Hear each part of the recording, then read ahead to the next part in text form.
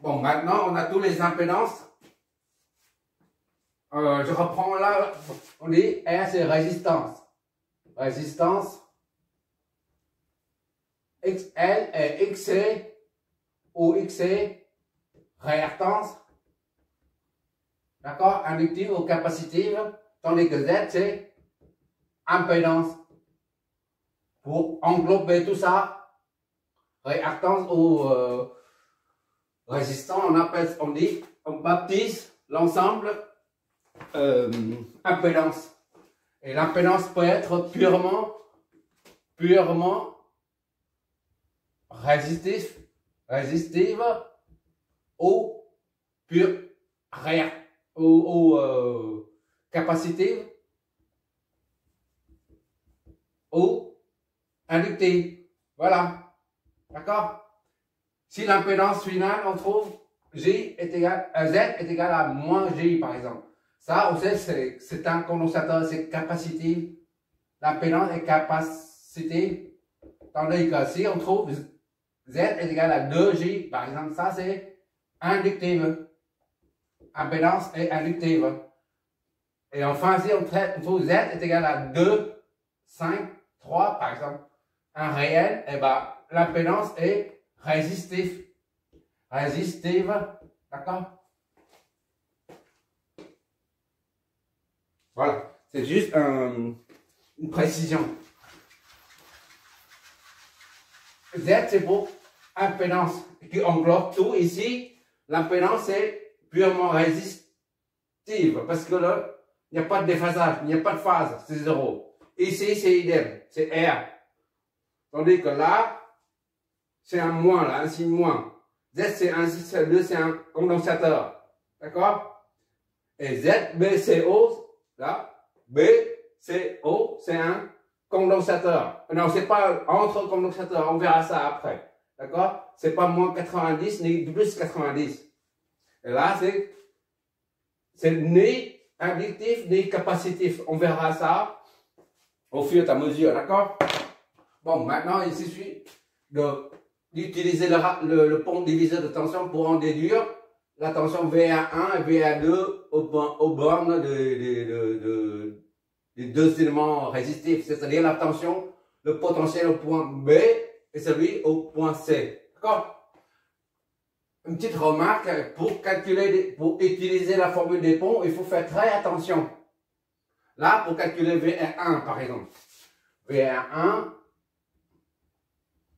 c'est BO,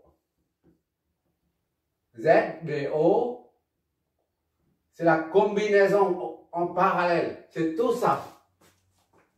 C'est pas que ça. D'accord? ZBO, c'est pas ça. C'est tout ça. La combinaison de ça et ça en parallèle. D'accord? Divisé par ça plus ça. Produit, déjà. Voilà. Ça sur Z somme. Tout ça sur Z somme.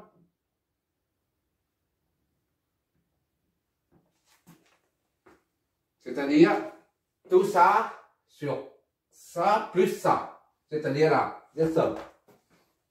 Fois VS. D'accord? Je vois si tu vois un peu. C'est pas ici seulement. D'accord? C'est ZBO de la combinaison de ça en parallèle. Et tout ça divisé par la somme des deux. Ça plus ça. Multiplié par la tension de source. Donc ça nous donne quoi? ZBO parallèle, c'est 4 racines de 10. D'accord? Divisé par Z somme qui est là. 12 racines de 5.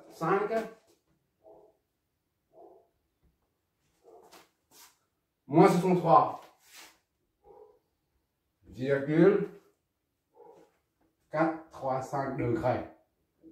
Tout ça multiplié par la tension de source VS dans le domaine fréquentiel. 1 et 20.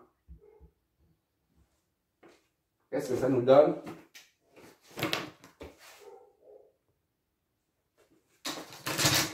Ça, c'est ZB au parallèle, c'est 4 racines de 10 moins 18, j'ai oublié ça, moins 18,435. Ah, je dis une chose et je note autre chose. Comme quoi on dit, fais ce que je dis, fais pas ce que je fais. Bon, bon on y va. À cette bêtise comme ça.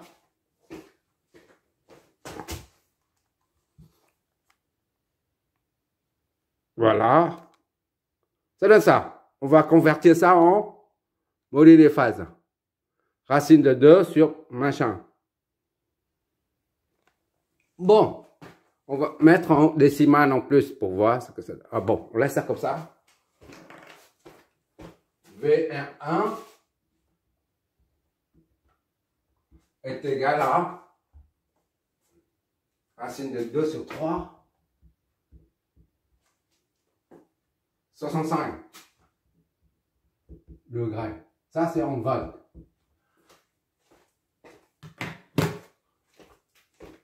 Ça, c'est faire ce que je dis et faire ce que je fais en même temps. Voilà, ça c'est bon.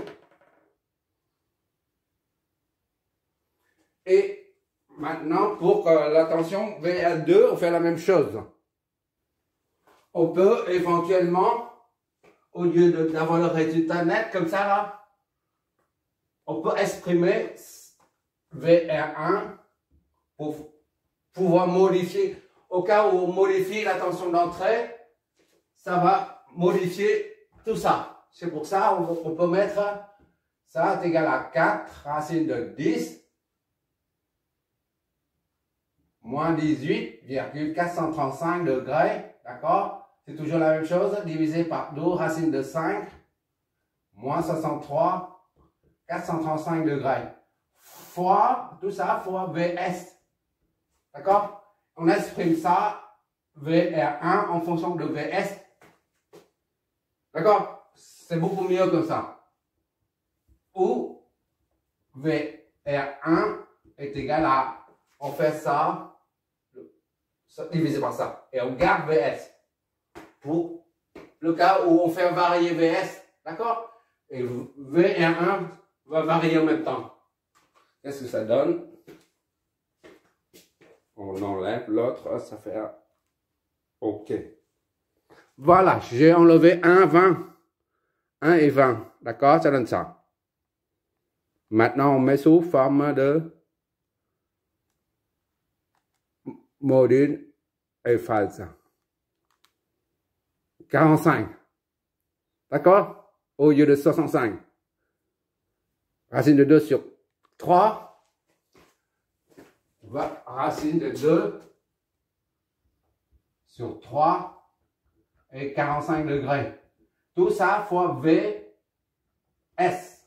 D'accord?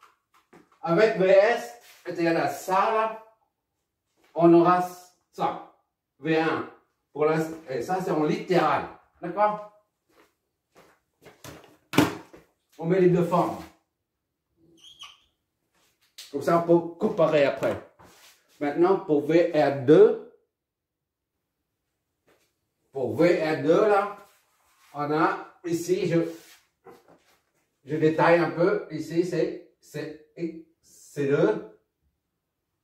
C2, après c'est R2. Il faut faire très attention à ça. Et là, c'est la tension V.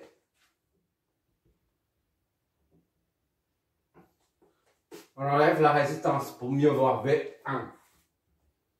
VA1. D'accord? On cherche VA2. Donc VA2 est égal à ça divisé par la somme des deux. D'accord? R2 sur R2 plus ZC2 fois VR1. Tu vois un peu? C'est pour ça qu'il faut faire très attention alors qu'il s'agit des ponts. Tu enlèves ça et tu vois mieux. VR1 se trouve ici, ça devient la tension initiale. VR2 aux bornes est égal à R talon divisé par la somme des deux multiplié par VR1. D'accord? Bon, on va calculer V R2 maintenant. V R2 est égal donc à Z R2, on vient de montrer, divisé par Z R2 plus ZC2. D'accord? C'est-à-dire BCO. Ça, c'est BCO. On l'a trouvé ou pas? C'est ça. Fois V R1. C'est-à-dire VR2 est égal à ZR2 divisé par ZBCO. BCO. 20 racine de 2, ZBCO déjà, fois VR1, VR2, et donc est égal à ZR2. ZR2 c'est 20, 0. 20 et 0, d'accord, divisé par ZBCO. 20 racine de 2, moins 45. BCO, moins 45. Tout ça multiplié par VR1, qu'on vient de trouver là. D'accord? VR2 et donc est égal à combien ça? On va faire ça tout de suite. Ça divisé par 20 divisé par 20, ça donne 1. D'accord? 1 sur racine de 2. D'accord? 0 moins, c'est la soustraction. Moins 0 degré moins 45.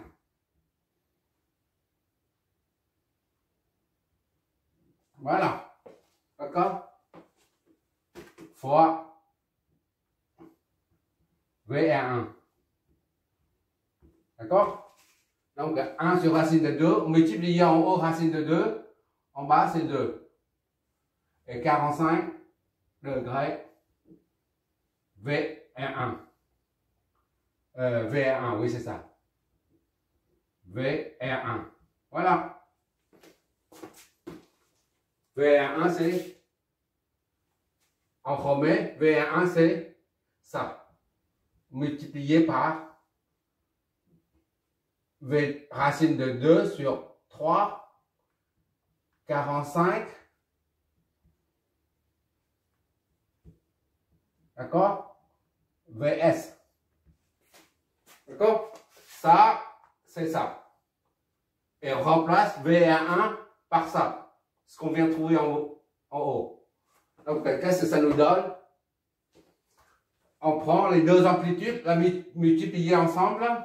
Et ça, on additionne, parce qu'il s'agit d'un produit. Pour un quotient, c'est la soustraction des deux phases. D'accord? Et pour une multiplication, c'est une addition.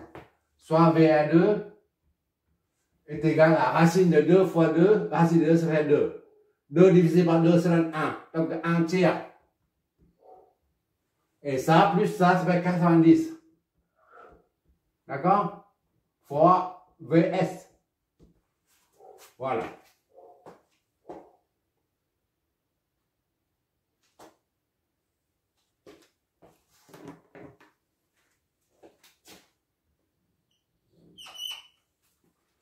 Bon. Maintenant, on a tout là. V1 et 2. Bon, on va en tirer une conclusion. On voit que V1 là, le V1 ici là. Il y a un déphasage. Au début, c'est 20 degrés. La tension attaquant, 20 degrés. Et après le potentiel au point B, c'est 45 degrés. D'accord? Et enfin, l'autre, c'est 90.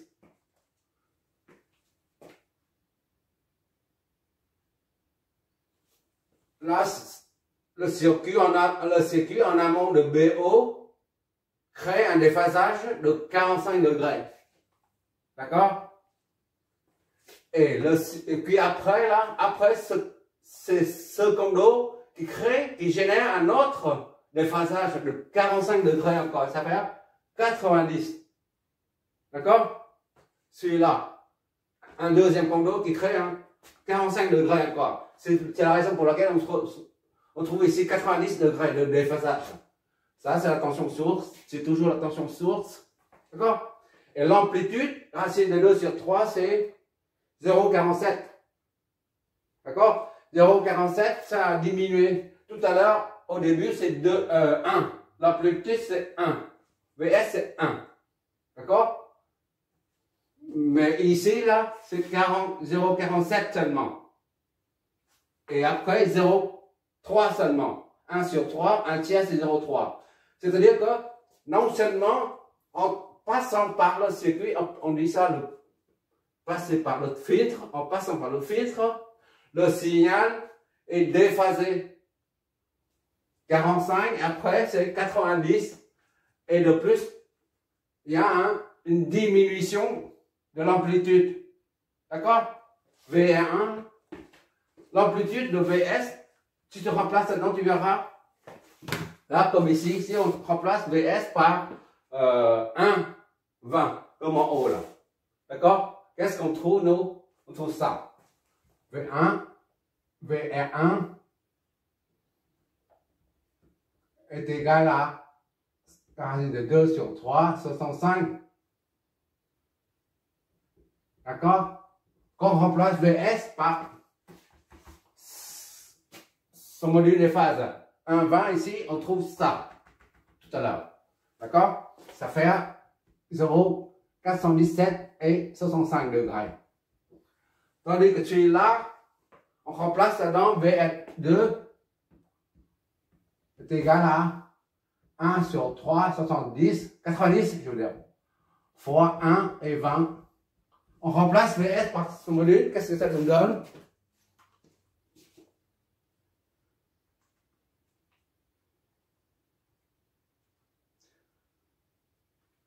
Sur 3, 90 comme phase, fois 1 et 20 comme phase. Voilà, ça nous donne ça. Tu vois par toi-même. Voilà. D'accord? Maintenant, on va convertir tout ça en module de phase. 1 tiers, donc tu mets en... Voilà. Vu? Bon, ça fait 0,3 et 110. 0,33 et 110 degrés. Encore, VR1 est égal à 0,417, 45 degrés et 65 degrés. Et l'autre, VA2, c'est 0,336, 110 degrés. Tout ça, c'est en code. Tu vois bien que l'amplitude a diminué au fur et à mesure que tu passes à travers le signal le signal d'entrée passe à travers le filtre, au fur et à mesure que VS passe à travers le filtre, son amplitude diminue. D'accord? Et le déphasage augmente. Ça, c'est ce qui arrive au système de filtrage, au circuit de filtrage. Le but de cet exo, c'est de voir ça en fait. L'amplitude qui diminue et la phase change. Et pour visualiser un peu le mécanisme, on va faire ça, on va dessiner ça, on va dessiner le déphasage pour mieux voir.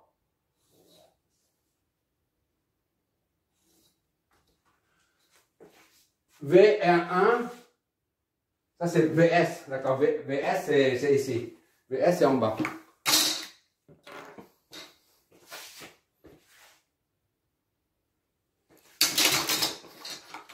On n'a pas à chercher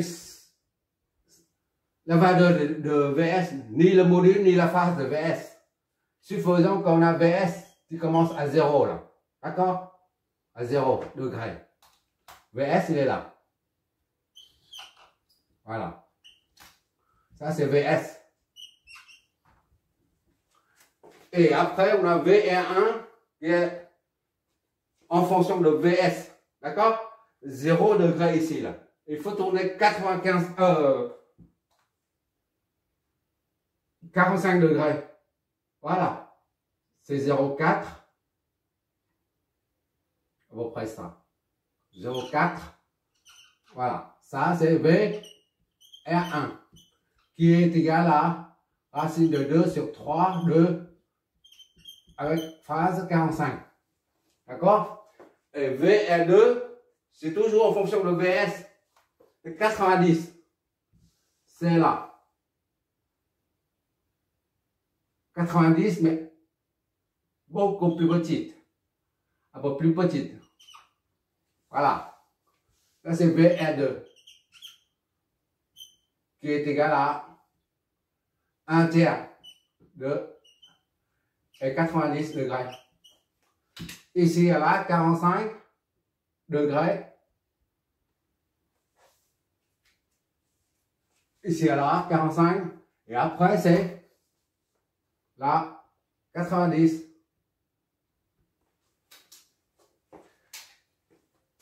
Plus, quand le signal passe à travers le circuit, la VS, on a 45. Et après, c'est 90. D'accord? Et l'amplitude diminue. Ici, c'est 0,417 et 45 degrés. Et maintenant, là, l'angle de déphasage est accentué. C'est 90 au lieu de 45. D'accord? Et l'amplitude est diminuée. C'est 0,33 et 90. Voilà. Le but de cet exo, c'est de montrer comment un signal varie quand il passe à travers un filtre. Ça, c'est un système de filtrage, c'est un circuit de filtre passe-eau. Pourquoi on dit ça passe-eau? Parce que, je vois toujours. Ok, on voit toujours. Parce que pour un condensateur, on a dit, un condensateur, la réactance XC est égale à moins J sur oméga C. D'accord? Si on enlève les composants complexes, ça donne XC seulement. 1 sur oméga C. Si la fréquence augmente, la pulsation, ça signifie, ça implique la fréquence. Plus la fréquence est importante et haute, en haute fréquence, on dit, en haute fréquence, et ben ça devient très grand. Et 1 divisé par quelque chose de très grand, disons c'est 1 gigahertz, 1 milliard de hertz. Et ça tend vers 0. D'accord? Et la réactance, en fonction de oméga, tend vers plus infini, disons, 1 giga, et va être égal à 0. Puisque 1 sur quelque chose de très grand, ça donne 0. C'est-à-dire, X, c'est égal à 0. Quand oméga, quand la fréquence tend vers plus infini, X est nul. C'est-à-dire, en haute fréquence, X est nul. X est nul signifie que le condensateur se comporte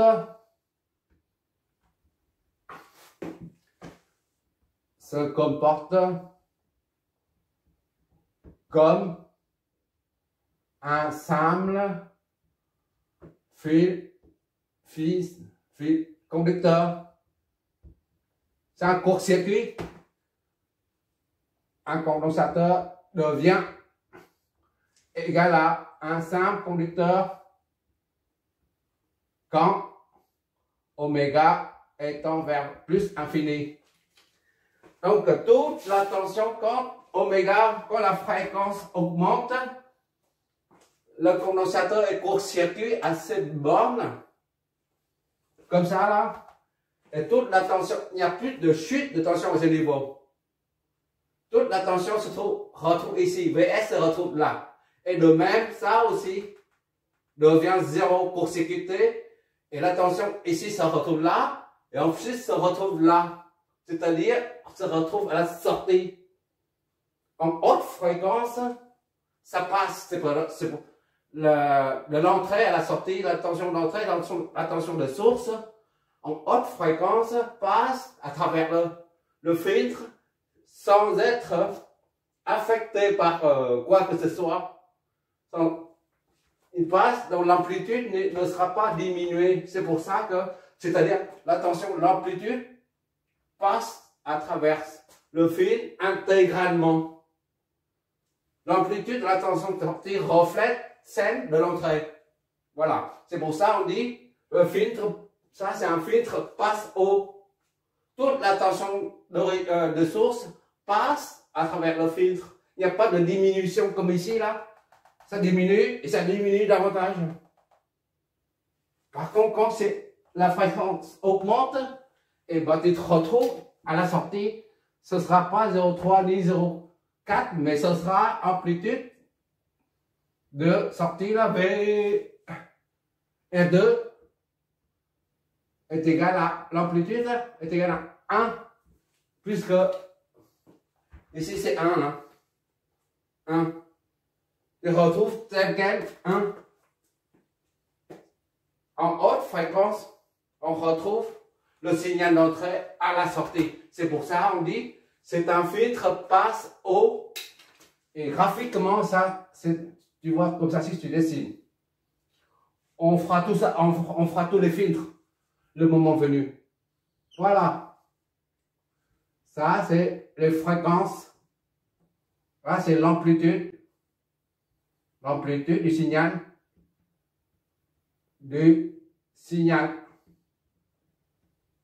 Voilà. En basse fréquence, ça passe par l'amplitude est tellement basse. En basse fréquence. Par contre, en haute fréquence, l'amplitude, là c'est en basse fréquence. L'amplitude est là. Mais en haute fréquence, l'amplitude se retrouve ici, c'est, attends, vers 1. C'est l'unité ici, là.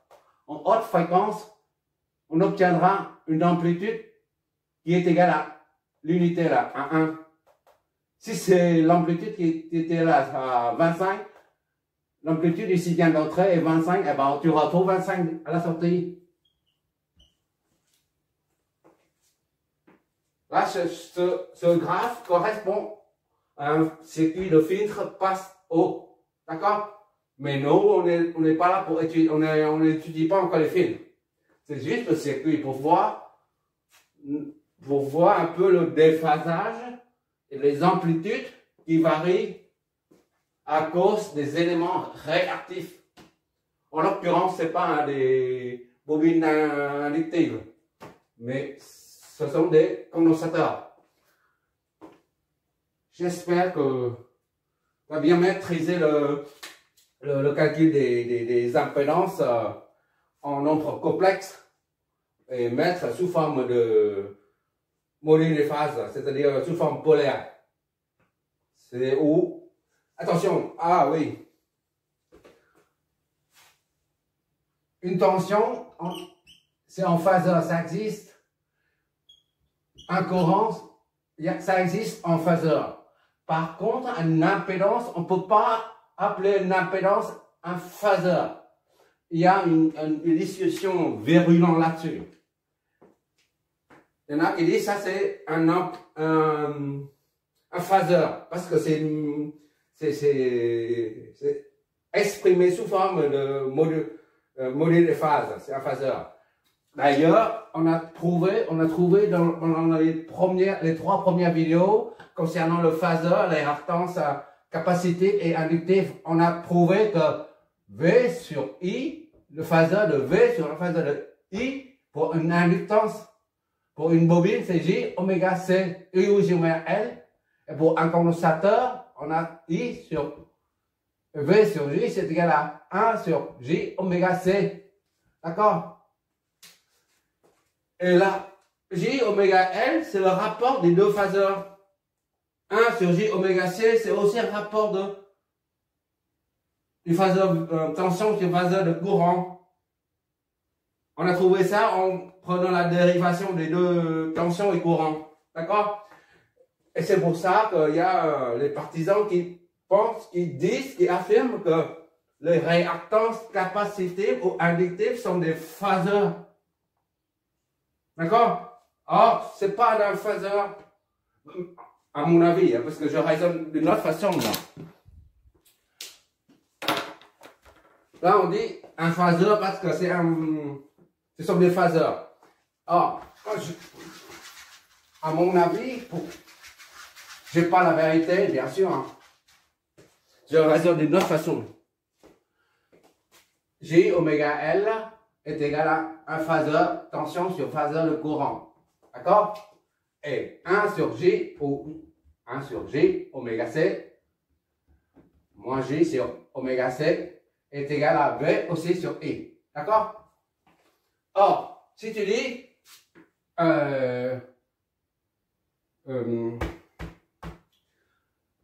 voilà, t'as U est égal à RI, et donc R est égal à U sur I. U c'est en volts, et I c'est en ampères. D'accord? Et tout ça on appelle volt par ampère. C'est d'accord jusque là? R c'est volt par ampère, c'est-à-dire, en honneur de monsieur Ohm, on dit R est égal à V sur tension, volt sur ampère est égal à ohm. D'accord? Parce qu'il y a une tension, un volt sur un ampère. Ça, c'est si tu oublies volt et ampère, tu dis, là, c'est un phaseur. L'unité, c'est phaseur. Divisé par phaseur. Voilà. Et qu'est-ce que ça donne? 1.